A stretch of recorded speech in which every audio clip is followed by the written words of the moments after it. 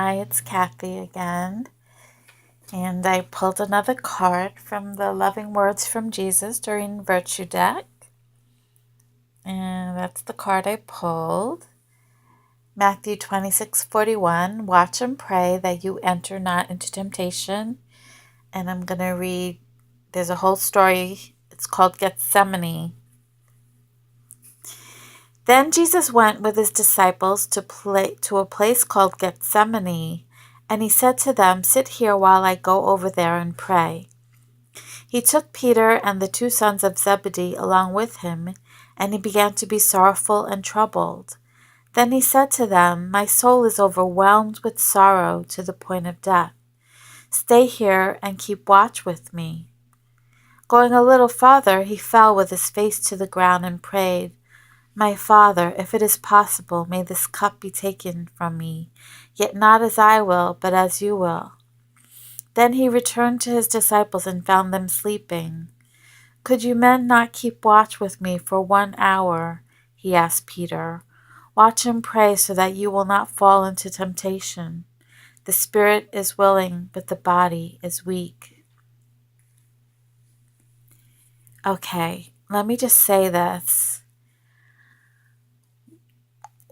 Jesus was not meant to die. There are many Christians who believe he came to die for our sins. But if the point of Jesus coming was to just die, he wouldn't be praying desperately for the cup to be taken away from him, for not having to go the way of the cross. He would not be praying desperately for that, because Jesus loved God, and if that was God's will, he would be saying, now is the time to give my body. It is your will. Let it be so. He wouldn't be praying, please let this cup pass from me. Also, he says, watch and pray so that you will not fall into temptation. The spirit is willing, but the body is weak. The cross actually offered spiritual salvation. Jesus was unable to give physical salvation, so you could have a spirit of love for Jesus and be following Jesus in spirit, but your body wants to drink alcohol, have a cigarette, eat whatever it wants without thought of God.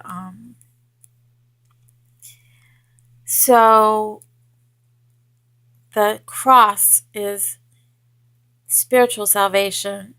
So we should not celebrate the crucifixion. We should celebrate his resurrection. He resurrected from the dead. He was actually dead. His body was dead, but he came back. So celebrate his resurrection. Okay, he went away a second time and prayed, my Father, if it is not possible for this cup to be taken away unless I drink it, may your will be done. See? He said, if it's not possible, then I must do this because this is your will.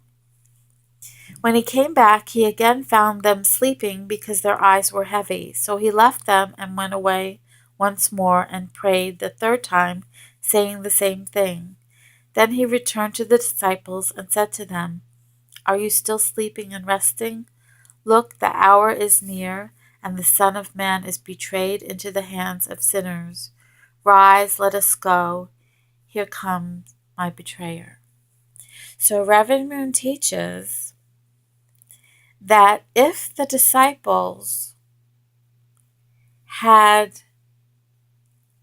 stayed united with Jesus, Jesus is in prayer and agony, and they're just sleeping. They're just sleeping away. If they were united with Jesus, they would have been praying desperately too. They would have been praying with Jesus, but they had already not united with Jesus. They just did not unite with Jesus in spirit and heart. It wasn't until they saw him resurrected from the dead that they truly believed and united with Jesus. And I forgot which one was crucified upside down. I forgot who that was. Was it Peter? Anyway, but you see, after he resurrected, then the disciples were united, and through that unity, Jesus could offer spiritual salvation as long as you believe in Jesus and obey Jesus. You can't just believe, you got to obey. You can't just believe and say, I'm saved, and go about your business. You got to be obedient to Jesus. Okay. Anyway, I think that's good. All right. I'm going to close this for now, and I can't think of anything else, so I will just say bye for now.